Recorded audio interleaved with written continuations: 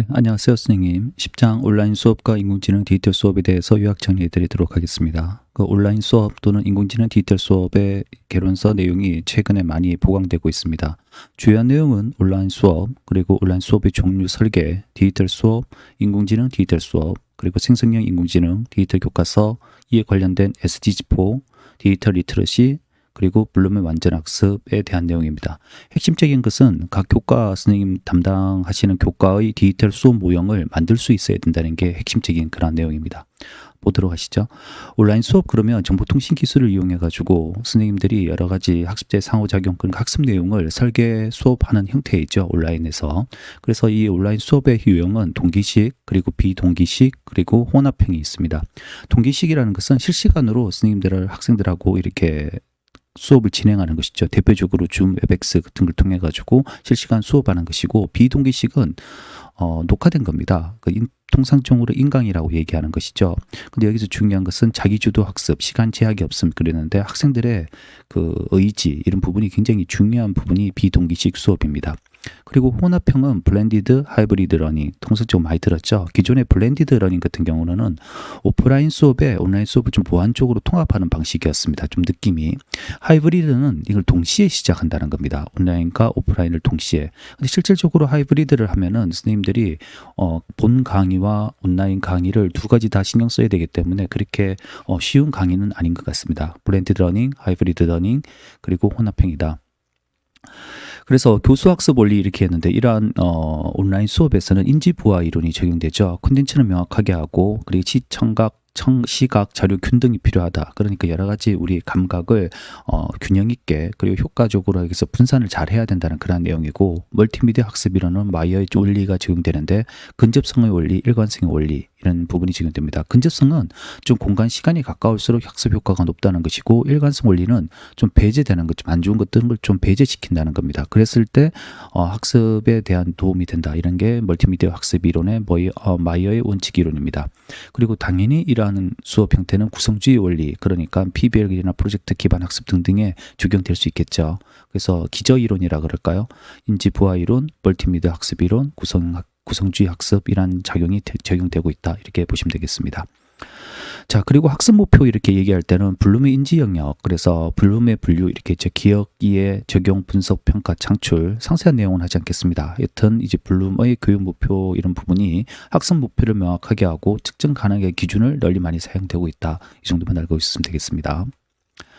자, 온라인 수업 형태, 지금 방금 설명한 이제 상세 내용입니다. 동기식 수업은 실시간으로 한다는 것이고, 그리고 비동기식 수업은 케인부크, 그리고 또 여러 가지 인터넷 강의가 있겠죠. 근데 중요한 것은 학습자의 자기주도 학습이 강조되고 있고, 학습의 책임이 학습자에게 많이 부담되고 있다는 부분입니다.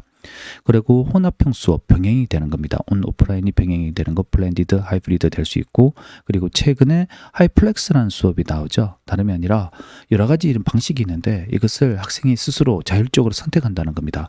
녹화를 보든 강의에 들으든 동기식을 하든 비동기식을 하든 이것을 선택해서 들은 것을 하이플렉스 수업이라고 할 수 있습니다. 이 단어를 좀 알아두시면 되겠습니다. 그런데 중요한 것은 교사의 수업 준비 부담이 매우 크게 되는 것이겠죠. 자, 온라인 수업의 설계 기본 원리 그러는데, 원래 원칙은 교수 설계 원리 ISD를 따르고 있습니다. 근데 ISD라는 것은 교수 학습을 효과적으로 이루게 체계적으로 단계적인 절차, 그러니까 설계, 개발, 실행 이런 부분이 있죠. 그런 것을 효율적, 효과적, 매력적 교수 학습 환경을 구축하는 것을 교수 설계 원리, 기본 원리죠. 근데 그 중에서도 가장 대표적인 에디 모형을 따르고 있습니다. 에디는 분석, 설계, 개발, 실행, 평가 이 과정을 거치는 것이죠. 자, 그래서 여기에서도 온라인 수업 예가 있는데, 중요한 것은 다시 말하지만 선생님의 그 전공 과목 있죠. 그리고 수업하시는 과목에서의 수업 설계 모형을 이렇게 만들 수가 있어야 된다는 겁니다. 그래서 한 번이라도 이거 수업을 한번 해보시고, 그리고 적용되는 것을 이렇게 멀티미디어 강의, PDF 자료, 그리고 LMS는 어떻게 자료를 올리고 학생들의 수업 성취 분석은 어떻게 할 것인가 이런 부분을 한번 설계를 해보시는 것이 중요한 내용으로 볼 수 있습니다. 자, 그리고 시험 설제 얘기고, 그 광합성의 원리라 가지고 이제 고등학교 과학에서 수업 실제 원리를 간단히 보도록 하겠습니다. 제목 넣고요. 그리고 목표 설정하고 수업 유형, 동기식이냐 비동기식이냐 이렇게 설정할 수 있겠죠. 블렌디드 넣을 수도 있고 하이플렉스도 넣을 수도 있고, 대상 학습자, 그리고 수업 기간, 플랫폼, LMS, 줌, 뭐 여러 가지 있겠죠. 그리고 주요 컨텐츠, 그러니까 영상이냐, 녹음이냐, 애니메이션이냐, PDF냐 할 수 있겠죠. 그리고 어떤 활동을 할 거냐. 그리고 수업 상호작용은 어떻게 할 것이냐, 퀴즈를 할 것이냐, 아니면 패들렛을 이용할 것이냐, 여러 가지 있고, 그 다음에 평가 방식, LMS 이렇게 있고, 그리고 중요한 것은 또 과제를 내주면 루브릭 평가가 좀 들어가야 되겠죠. 그리고 특이사항 적어주시고요. 이렇게 온라인 수업 설계 예시를 선생님들마다 좀 준비하시고, 그리고 또 작성하실 수 있어야 된다, 이런 얘기를 드리겠습니다. 이제 인공지능 나오죠. 인공지능과 교육적 개념 이렇게 있는데, 실질적으로 인공지능이 우리가 원해서 들어오긴다 보다가 밀려 들어오고 있죠. 교육 측에서. 근데 그 중에서 6가지 정도의 이런 관점을 보고 있습니다. 첫째, 인공지능을 이용했을 때 맞춤형 학습이 가능하다는 겁니다. 그러니까 수업의 수준, 선호, 진도에 맞춰서 콘텐츠 피드백을 제공할 수 있다는 부분이고, 지능형 튜터링, 그러니까 튜터링 도와주는 이런 개인별 튜터링을 할 수 있다는 거겠죠. 그리고 자동화 평가 피드백이 간단하고, 그리고 학습 분석, 계속 실시간으로 분석이 가능하다는 점, 그리고 학생이 물었을 때 챗GPT처럼 대화형 에이전트가 가능하다는 점이고, 이러한 것을 교육 행정이 자동화가 이루어진다는 점입니다. 실제 업무가 줄어든다고 얘기는 할 수 없지만, 이렇게 중요한 것은 6가지 정도로 보고, 개론서나 이제 많은 학교에서나 외부에서는 6가지 정도를 이제 인공지능이 교육에 도움이 된다는 관점을 바라보고 있습니다. 자, 그러면 교육공학 개론에서 핵심점, 시사점 이렇게 했는데, 교사의 역할의 변화는 무엇인가 이렇게 했을 때, 교사는 지식 전달자에서 학습 촉진자라고 얘기를 하고 있네요. 여기에서 학습 촉진자. 근데 또 뭐 다른 서적에서는 오케스트레이션이라는 단어를 좀 쓰고 있습니다. 이것은 작곡가가 음악 작품을 다양한 악기에 배분하고 배열하는 작업을 오케스트레이션이라고 합니다. 근데 이것을 IT 계열에서는 자동화 방식의 여러 시스템 서브 작업을 관리하는 기술인데, IT에서 이제 교육계에서 들어오면 오케스트레이션이라는 학습 촉진자면서도 조율하는 그러한 역할을 교사가 하지 않는가라고 얘기하고 있습니다. 자, 그리고 디지털 수업에서 OECD 주요 정책과도 관련되어 있습니다. OECD에서도 인공지능을 효율성, 평균성을 높이는 아주 좋은 도구로 보고 있습니다. 그래서 여러 가지 프로젝트가 실시되고 있고요. 그래서 인공지능에서 특히 OECD에서 SDG4가 있습니다. SDG4, 지속 가능 발전 교육 목표라 그래서 교육에 관련된 목표를 포용적이고 공정한 양질의 교육을 보장한다는 측면에서 지금 인공지능을 바라보고 있습니다. 여기서 보면 SG4에 보면 양질의 교육이라는 내용이 나오고 있고, 목표는 모두에게 포용적이고 공정한 양질의 교육을 보장한다, 이런 내용이 있습니다. 그래서 중요한 SG4의 핵심 가치는 포용성, 형평성, 양질의 교육, 평생 교육인데, 이 디지털 교육이라는 부분이 이것과 매길 상통하고 있죠. 그래서 내용을 쭉 보면은 이렇게 인공지능 SG4에 기여할 수 있는 방법은 접근성이 확대되고 있고, 개인 맞춤형 학습이 제공되고 있고, 교육의 질을 개선하고 평생학습 기회 제공하고 데이터 기반의 교육 정책을 지원한다, 이렇게 볼 수 있는 겁니다. 참고로 이제 10가지 세분 목표가 이렇게 있습니다. 거기서 요 중에서도 인공지능 그리고 디지털 교육과 관련된 부분이 있다, 이렇게만 보시면 되겠습니다. 근데 이제 이런 부분을 얘기할 때 기존 학습에서 블룸의 완전 학습하고도 좀 많은 얘기를 하고 있습니다. 블룸의 완전 학습이라는 것은 벤저민 블룸인데, 핵심 개념은 대부분의 학습자는 적절한 시간과 교정적 피드백만 주어진다면 학습 목표에 도달할 수 있다는 겁니다.